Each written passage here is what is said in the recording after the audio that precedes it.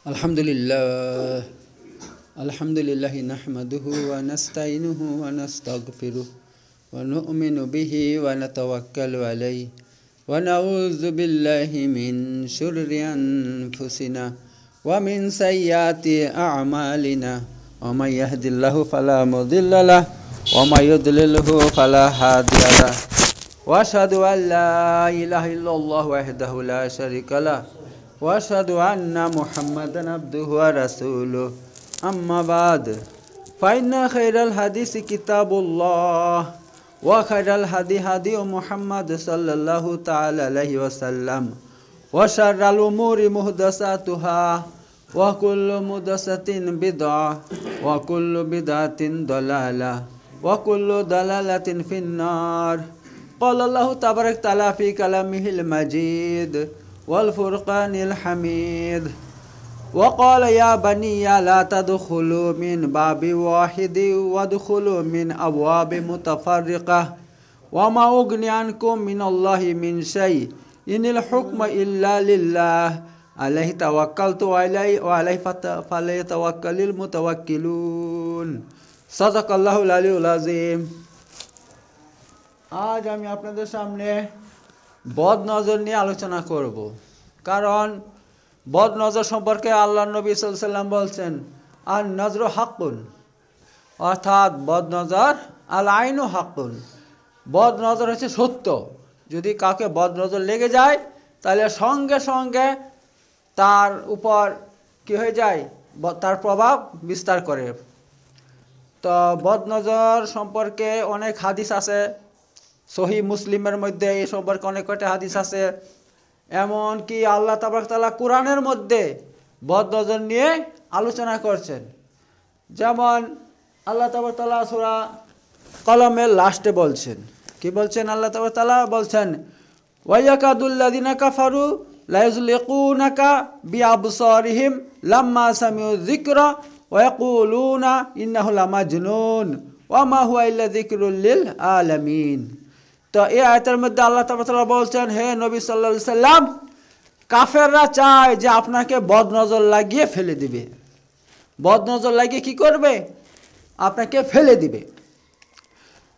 তো বদনজর এমন একটা জিনিস, যদি কেউ চায় আমি কাউকে নজর দিয়ে তাকে আমি ঘায়েল করব, তো বদনজরের দৃষ্টিতে তাকাইলেই কি হয়ে যায়, মানুষের উপর বদনজর লেগে যায়।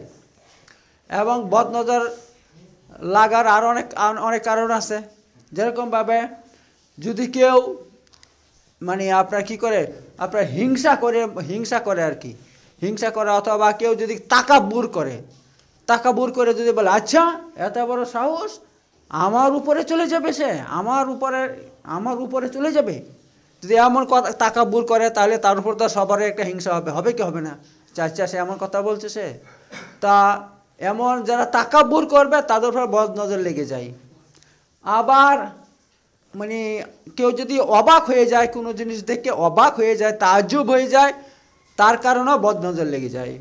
তা এ সম্পর্কে হাদিসের মধ্যে এসেছে যে একবার হযরত সোহেল রাদিয়াল্লাহু আনহু তিনি গোসল করছিলেন। তিনি কি করছিলেন? গোসল করছিলেন। তো সেখানে আপনার আমির রাদিয়াল্লাহু আনহু দাঁড়িয়েছিল। এবার তিনি একটা কথা বললেন, বলছে আল্লাহ, তিনি আল্লাহর নাম নেয়নি, শুধু এই কথা বলছে, কি সুন্দর চামড়া, দেখ এত সুন্দর চামড়া আমি এর আগের কাউরও দেখি নাই। আর কি বলছিলেন, যে সমস্ত কুমারী নারী আছে যাদের চামড়াকে পর্দা দিয়ে ঢেকে রেখে দেয়, তাদের থেকেও সুন্দর চামড়া ওর। এই কথা বলার সঙ্গে সঙ্গে তিনি একদম মাথা ঘুরে পড়ে গেছে মাটির মধ্যে, পড়ে গিয়ে একদম কি হয়ে যায়, অজ্ঞান হয়ে যায়। এবার সবার সেখানে অনেক মানুষ দাঁড়িয়ে ছিল, তারা কিন্তু দৃশ্যটা দেখার পর বললো আচ্ছা কি করা যাবে, এভাবে লোকটা পড়ে গেছে একদম অজ্ঞান হয়ে। সঙ্গে সঙ্গে আল্লাহ রাসূল সাল্লাল্লাহু আলাইহি ওয়াসাল্লামকে খবর দেওয়া হয় যে আল্লাহ রাসূল সাল্লাম এই ব্যাপার।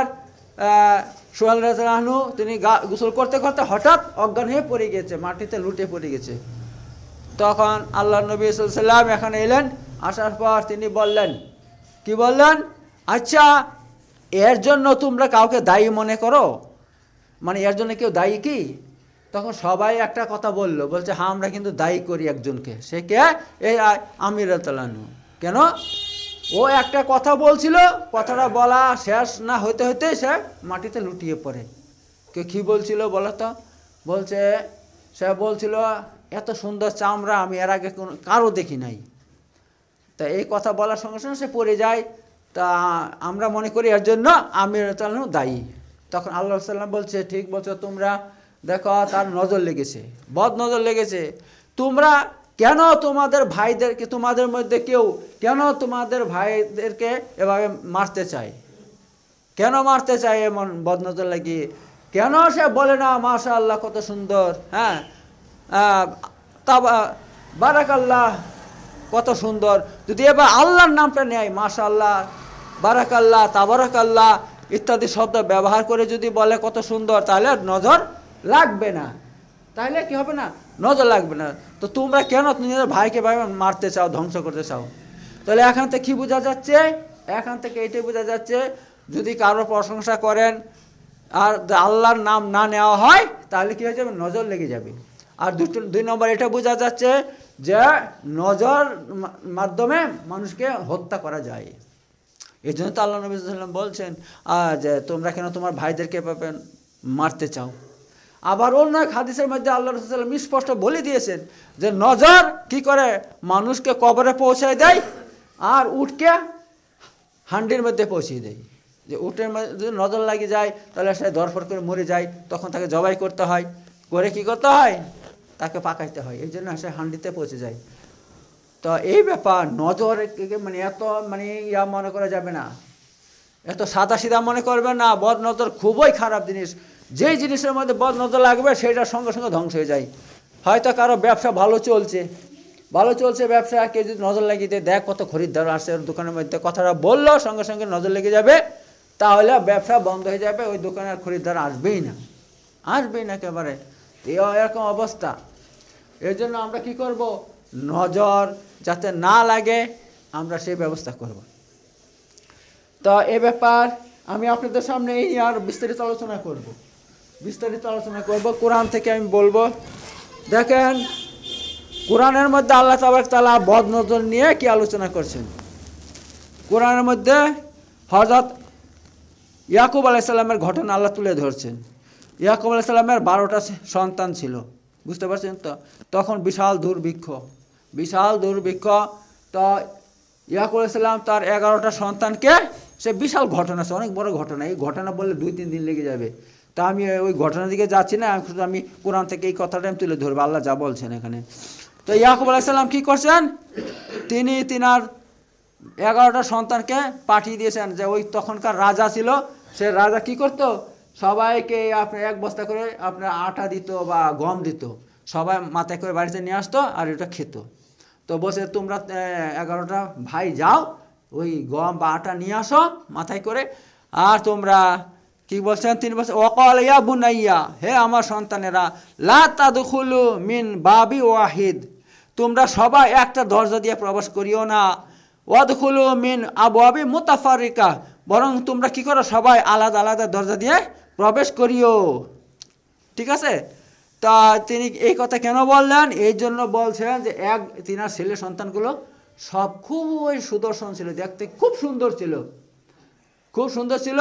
এবার তিনার ভয় কি, যদি আমার ছেলের উপরে সবকে নজর লাগিয়ে দেয়, বদ নজর লেগে যায়, তাহলে সঙ্গে সঙ্গে তারা বিছানাগত হয়ে যাবে, পড়ে যাবে, আর বিছানাগত হয়ে যাবে, বাবা মৃত্যুর দিকে এগিয়ে যাবে।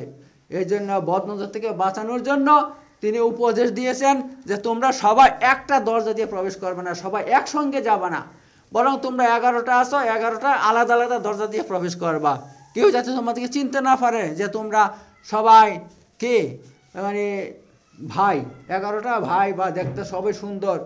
এই জন্য তিনি উপদেশটা দিয়েছিলেন। তো এই ব্যাপার। কিন্তু দেখেন একটা কথা বলি, এক হচ্ছে ভাগ্য, আর একটা হচ্ছে কি তদবির, মানে পরহেজ করা। আমরা কি করব?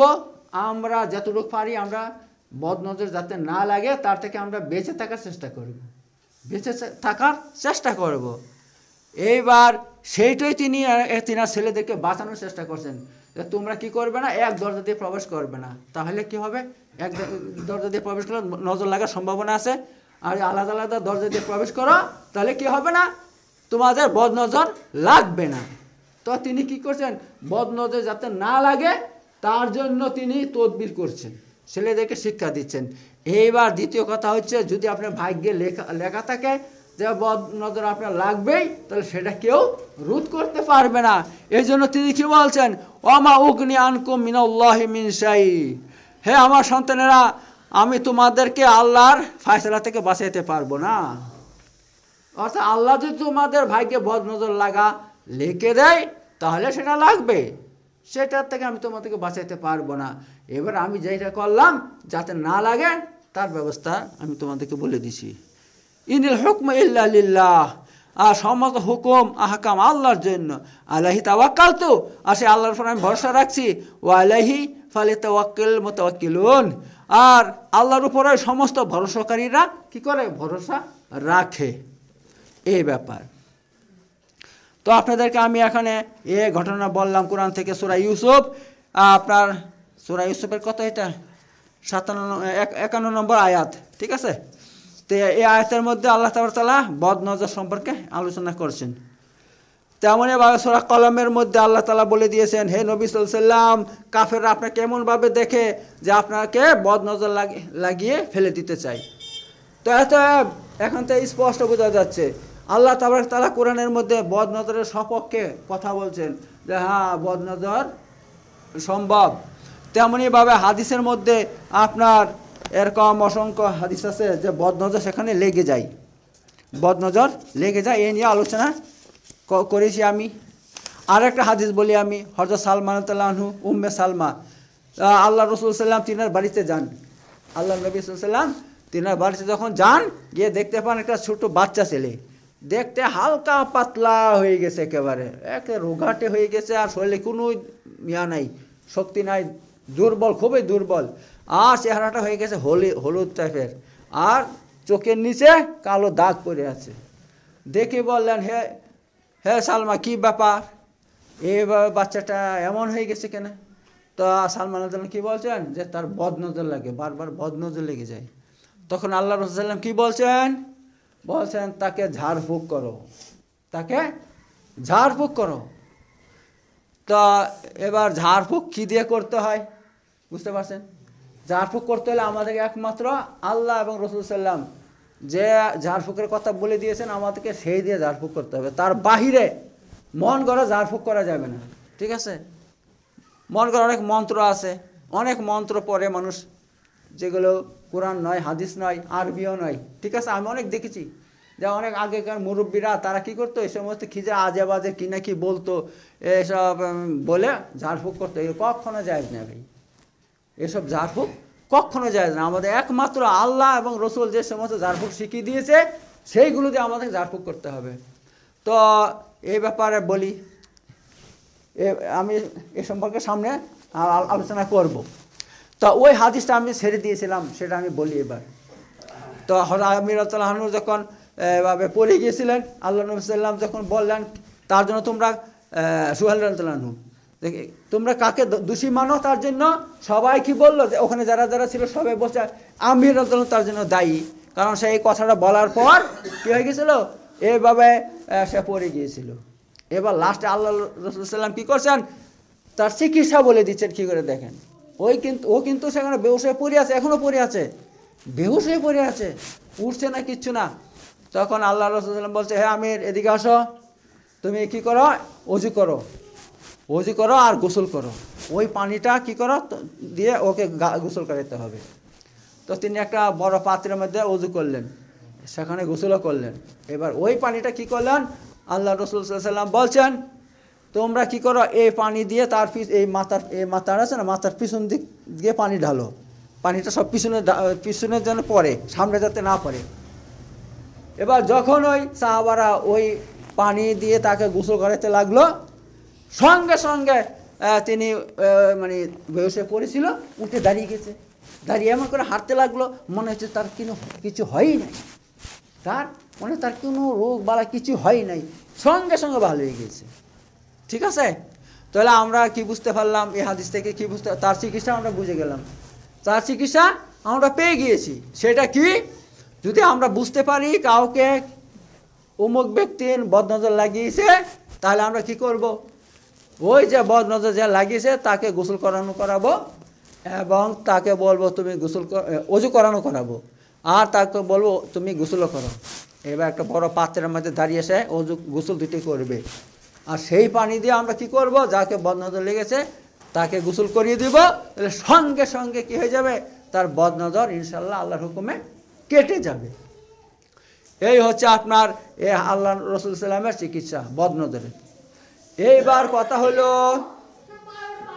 এই সিলেস না, চুপ করে বস, চুপ করে বস। এবার কথা হলো, আমরা যদি বুঝতে না পারি কে বদনজর লাগিয়েছে, হ্যাঁ, কারণ বদনজর কিন্তু এমন একের লেগে যেতে পারে। হয়তো আপনি কাটুয়া গিয়েছেন, একটা হোটেলের মধ্যে বসে খাচ্ছেন, ঠিক আছে, আপনার বিরিয়ানি নিয়েছেন খাচ্ছেন, আর পাশে একটা লোক বসে আছে, সে এমনভাবে তাকাচ্ছে আপনার দিকে, বুঝতে পারছেন তো আপনার বদনজর লেগে গেছে, বদনজর লেগে গেছে আপনার। আর বদনজর লাগলে, খাওয়াতে বদনজর যদি লাগে, তার কি আলামত জানেন তো? তার আলামত হচ্ছে আপনার একটা খাবার হজম হবে না, একটা খাবারও হজম হবে না, আর পেট সঙ্গে সঙ্গে কিন্তু এটা বুঝতে পারবেন না। হয়তো বদনজর লেগেছে আপনার সকাল 8টার সময়, যখন বিকাল 4টা হয়ে যাবে তখন আপনি দেখবেন আপনার এমন ভাব হবে, আপনার মনে হচ্ছে আপনি শরীরটা বিরাট মানে অস্বস্তি ভাব হবে, কোনো আর শান্তি লাগবে না, আর মনে হচ্ছে বুকটা কে ধরে আছে সেরকম, আর শরীরে মধ্যে জোর পাবেন না, বল পাবেন না, আর মাথা ঘুরবে, আর মনে হবে এখন মরে যাব, আর আপনার কি হবে? এবার দেখবেন বমি বমি ভাব হবে, আর ভিতর থেকে যা বের হবে সব টক তিতো, আর এমন লাগবে মনে হচ্ছে খাবারগুলো বিষ মাখিয়ে দিচ্ছে, এমন লাগবে, ঠিক আছে। এবার আপনি যখন সমস্ত বমি করে খাবার তুলে দিবেন, তারপরে একটু সামান্য আরাম বোধ করবেন, কিন্তু আপনার বদনজর এখনো কাটে নাই। তাহলে এই অবস্থায় তার আপনার চিকিৎসা কি? এই বদনজরের চিকিৎসা কি? এই বদনজরের চিকিৎসা হচ্ছে, যারা বদনজর কাটাইতে পারে ভালো আলেম, আলেম দেখেন, আলেম বলবো না, কারণ বদনজর এটা আলাদা একটা জিনিস। আপনার এই যে মানে ঝাড়ফুঁক যারা ভালো জানে, ঠিক আছে, ঝাড়ফুঁক যারা ভালো জানে তার কাছে যেতে হবে, গিয়ে পানি পড়া তেল পড়া ভালো করে নিয়ে আসতে হবে তার কাছ থেকে। সে ভালো করে তেল পানিতে পরে দিবে, সেই পানিটা আপনি যখন খাবেন সঙ্গে সঙ্গে আপনার বদনজর কেটে যায়। পানিটা পড়ার সঙ্গে সঙ্গেই আপনার বদনজর কেটে যায় ইনশাল্লাহ, আল্লাহ রহমতে। এটা আমার দ্বারা, আমি চিকিৎসাটা করি, আল্লাহ রহমতে আমার অনেক সময় এরকম বদনজর হয়ে যায়, বুঝতে পারেন তো।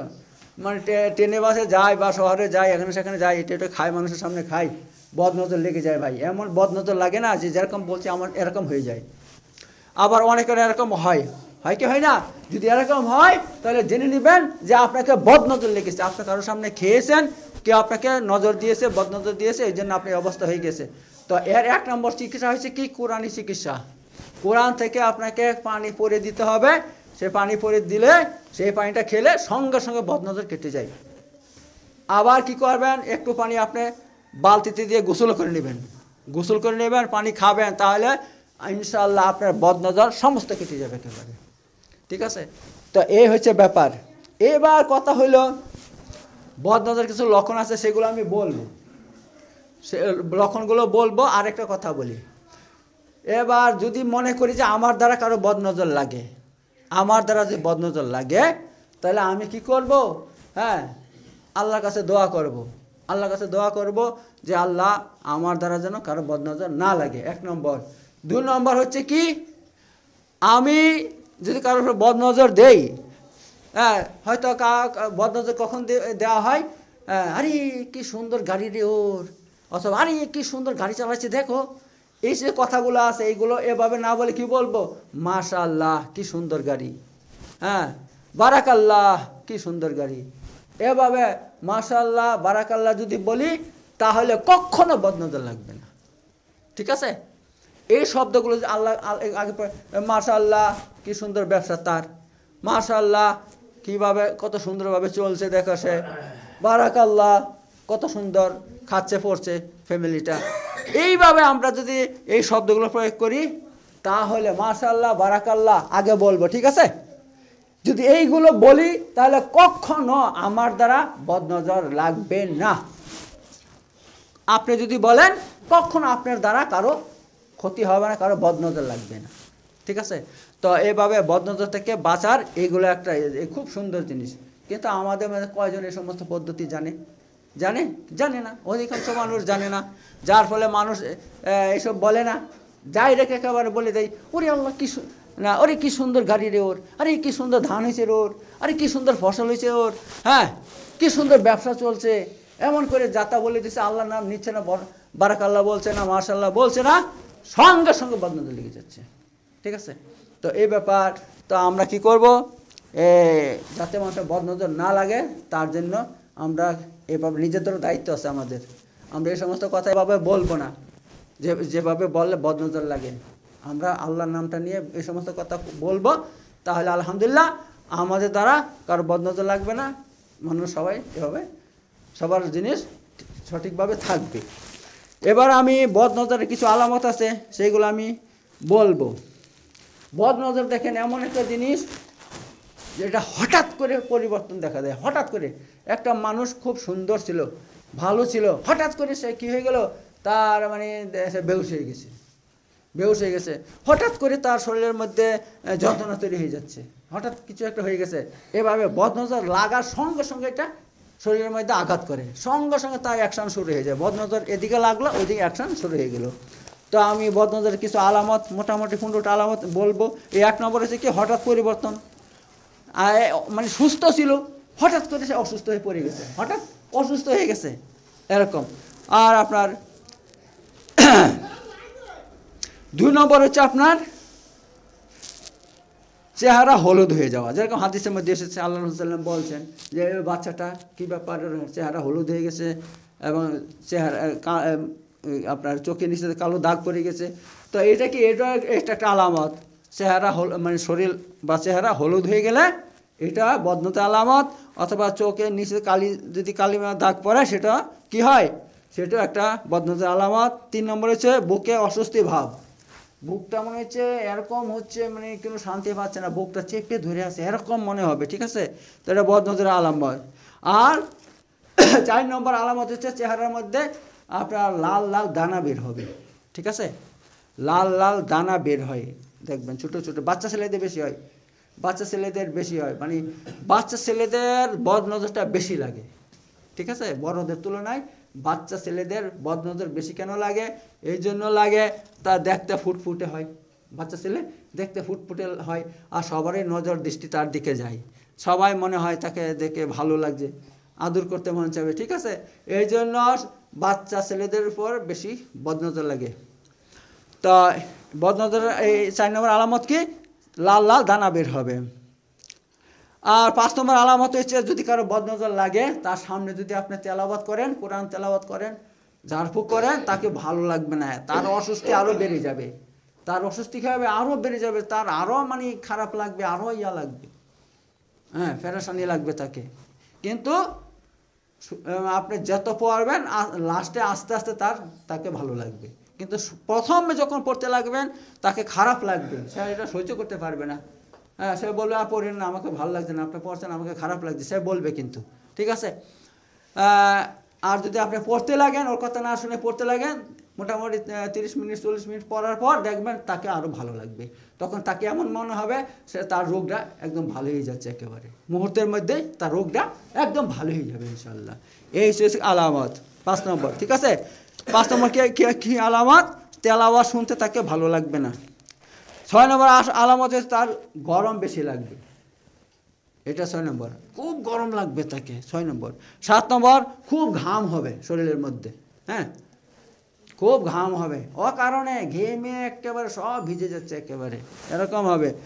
আর 7 নম্বর হচ্ছে, আচ্ছা 8 নম্বর কোমরে ব্যথা অনুভব হবে, আবার শরীরের মধ্যে কোথায় এরকম একটু একটু ব্যথা ব্যথা অনুভব হবে। 9 নম্বর হচ্ছে তার মনে কোনো শান্তি লাগবে না, কিছুই ভালো লাগবে না, সব সময় অস্বস্তি লাগবে তাকে। আর 10 নম্বর হচ্ছে আপনার অকারণে চোখ দিয়ে পানি বের হবে। মানুষ তো কান্না করলে চোখ দিয়ে পানি বের হয়, হ্যাঁ। আর যা দেখবেন তার কোনো কারণই নাই, তার কোনো দুঃখ নাই, কষ্ট নাই, কিছু নাই, তারপর চোখ দিয়ে গড় গড় করে পানি বের হচ্ছে, হ্যাঁ, তাহলে জানবেন কি হয়েছে, তার বদনজর লেগেছে। আর 11 নম্বর হচ্ছে তার চোখের পাতা খামাখা লাফাবে, এমন করবে পাতাগুলো খামাখা এমন করে। অনেকে লাফায় কি লাফায় না, তাহলে বদনজরের কারণে এগুলো হয়। আচ্ছা 11। 12 নম্বর হচ্ছে শরীরের যে কোনো অঙ্গ ও কারণে কি হবে, নড়াচড়া করবে। বুঝতে পারছেন তো, সমস্ত শরীরটা নয়, শরীরের যে কোনো অঙ্গ কোনো জায়গা হঠাৎ করে এমন করে লড়বে, এমন করে লড়বে। লড়ে কি লড়ে না অনেকের কিন্তু লড়ে। এটা কিসের জন্য হয়, যদি বদনজর খুব বেশি পরিমাণে লেগে যায় তাহলে এটা হয়। আচ্ছা 11 নম্বর। 12 নম্বর হচ্ছে আপনার ডিপ্রেশন, মানে তার ডিপ্রেশন মানে কি, পেরেশানি, দুশ্চিন্তা, মনের মধ্যে খালি দুশ্চিন্তা আসবে, মানে কোনো ভালো লাগবে না, খালি দুশ্চিন্তা আসবে, খালি বিভিন্ন পেরেশানি আসবে মনের মধ্যে আর কি। এই হচ্ছে আপনার 13 নম্বর। আর 14 নম্বর কি, মানে সে তার মনে হবে সে খুব ঘুম আসছে, আর সে মানে ঘুমের মধ্যে মনে হচ্ছে বেহুশ হয়ে যাচ্ছে, ঠিক আছে, বেহুশ হয়ে যাচ্ছে অথবা তার ঘুম আসছে খুব, এরকম অবস্থা হবে। আর 14 নম্বর অনিদ্রা, মানে তার কোনোদিন তার ঘুম হবেই না, সারা রাত জেগে থাকবে, সারা রাত জেগে আছে, তারপরে দিনও ঘুম আসছে না, ঠিক আছে। এই 15টা আলামত হচ্ছে আপনার কিসের আলামত, আমি বললাম আপনার বদনজরের আলামত। যদি এই সমস্ত আলামত কারোর মধ্যে দেখতে পান, আর আমি তো বলবো এই এলাকার মধ্যে আমি ছাড়া ইনশাল্লাহ বদনজরের চিকিৎসা কেউ করতে পারে না। কারণ এই দেখেন আমাদের এলাকার মধ্যে, এখানে এই গ্রামের মধ্যে কত মেয়ে জিনে ধরে আছে, কিন্তু মৌলবীদের কাছে নিয়ে গেছে, এখানে এই মৌলবীর কাছে নিয়ে গেছে, সে বলছে কিচ্ছু নাই ওর, চলে যাও ওকে ডাক্তার দেখাও। 10টা ডাক্তার দেখিয়েছে, কিচ্ছু পরিবর্তন না, মেয়েটা একদম পাগল। দিয়ে আমি যখন গিয়েছি, আমাকে নিয়ে গেছে, আমি পড়তে লাগলাম, সঙ্গে সঙ্গে জিন হাজির হয়ে গেছে। আমি পড়তে লেগেছি, বলছে আমি চলে যাবো, এখনই চলে যাবো, আমাকে ছেড়ে দাও। তা তখন আমি আল্লাহ রহমতে ওই জিনটাকে ছাড়িয়ে দিয়েছি, আজও গেছে কালো গেছে, মেয়েটা সম্পূর্ণ সুস্থ হয়ে গেছে, ঠিক আছে। এই দেখেন পাকা রাস্তা, ওখানে বাড়ি। তো এই ব্যাপার আলহামদুলিল্লাহ, এই জন্য আমি কিন্তু গর্ব করছি না ভাই, ইনশাল্লাহ এই বদনজর, জিন, জাদু, টুনা, বান ইত্যাদির ভালো চিকিৎসা ইনশাল্লাহ আমার কাছে আছে। আর মাত্র 30 মিনিটের মধ্যে এই সমস্ত রোগী সম্পূর্ণ সুস্থ হয়ে যায় আল্লাহর রহমতে, ঠিক আছে বন্ধুরা। তো এই ব্যাপার আমি আপনাদের সামনে এই বদনজর নিয়ে কথা বলছি। এইবার দেখেন আমি আসল কথাটা ভুলে গেছিলাম, সেটা বলবো এবার।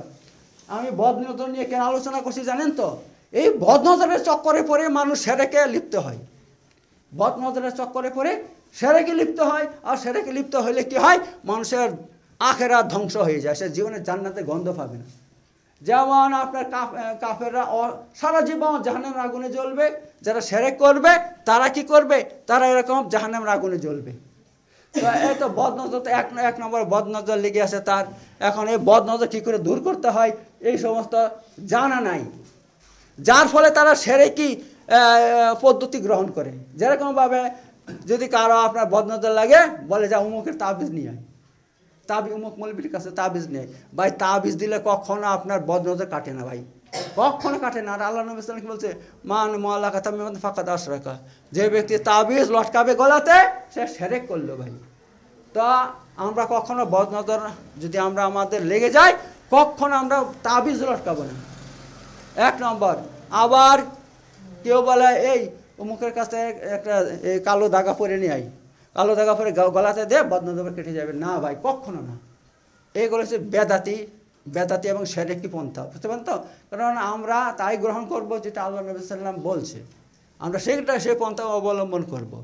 আমরা নিজেদের এই সমস্ত মন গড়া শিরকি এবং বেদাতি পন্থা অবলম্বন করব না আপনার বদনজর দূর করার জন্য। আবার কি করে অনেক মেয়ে ছেলে কি করে জানেন তো, তাদের বাচ্চাকে এই টিপ, এখন সুন্দর সুন্দর ফুটফুটে বাচ্চাটা কপালের মধ্যে কালো দিয়ে দেয়, আপনার কি বলে গোটা টিপ দেয় নাকি, ওই দিয়ে দেয়। বলছে কেন দিয়ে লাইটা, বলছে এটা দিলে বদনজর লাগবে না। নাউজুবিল্লাহ ভাই, এটা শিরক ভাই। কেন, সমস্ত মানে বিপদ দূর করার মালিককে আল্লাহ তাআলা, এক আল্লাহর হুকুম ছাড়া বদনজর কখনো দূর হইতে পারে না। আল্লাহর হুকুম হলে তবে বদনজর দূর হবে, আল্লাহ চাইলে বদনজর দূর হবে, আল্লাহ না চাইলে বদনজর কখনো দূর হবে না। এখন আমরা এই টিপকে আল্লাহ বানিয়ে দিয়েছি, কেন, এই টিপ দিলে বদনজর লাগে না। এই টিপটা তাহলে আল্লাহ হয়ে গেল কিনা, নাউজুবিল্লাহ। তাহলে এটা শিরক হলো কি হইলো না, এটা একটা শিরক হয়ে গেছে।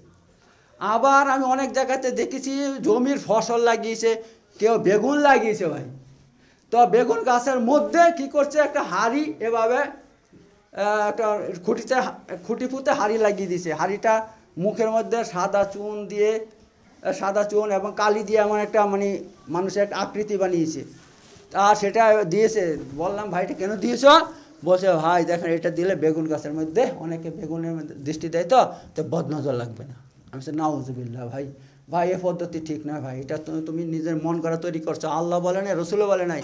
আর এভাবে তোমার যদি এই বিশ্বাস থাকে যে তোমার এই হাঁড়িতে বদনজর কাটিয়ে দেয়, তাহলে তুমি শিরক করলে ভাই, তুমি শিরক করছো, তুমি জীবনে জান্নাতে গন্ধ পাবা না। ঠিক আছে। আবার কোথাও দেখেছি আপনার বাড়ির সামনে আপনার লেবু লঙ্কা ইত্যাদি লটকি দেয়। কেন কি হবে? বলছে এইসবে বদনজর কাটায়, আপদ বিপদ কাটায়। ভাই যদি এই যাতে কোনো মুসলমান মানে, সে যদি এইসব গ্রহণ করে, তো সে কুফর হয়ে একদম কুফর করলো। সেরেক তো সেরেক, কুফর হয়ে গেল ভাই। আবার দেখছি কোনো জমিতে বা কোনো এরকম ইয়াতে গাছের মধ্যে ফলের গাছ ভালো, সেখানে কি করে দিচ্ছে আপনার বুড়ো যে সে ঝাড়ু আছে না, সেইগুলো লটকে দিচ্ছে। কি হবে?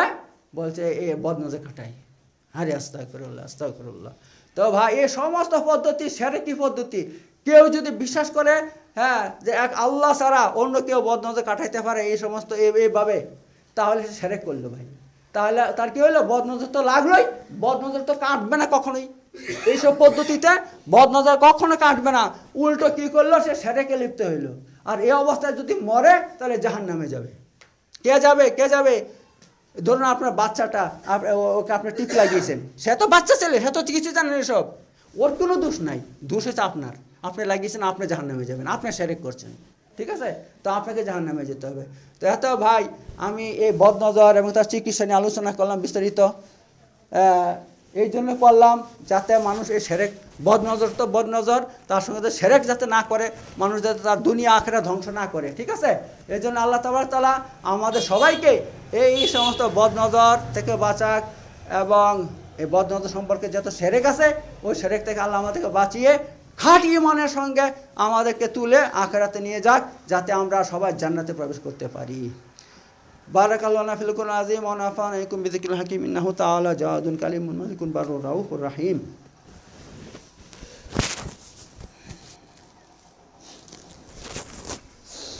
وآخر دعوانا الحمد لله رب العالمين إن الله يأمر بالعدل والإحسان وإيتاء ذي القربى وينهى عن الفحشاء والمنكر والبغي يعظكم لعلكم تذكرون اذكروا الله العظيم يذكركم واشكروا على نعمه وذكر الله أكبر والله يعلم ما تصنعون صدق الله العلي العظيم.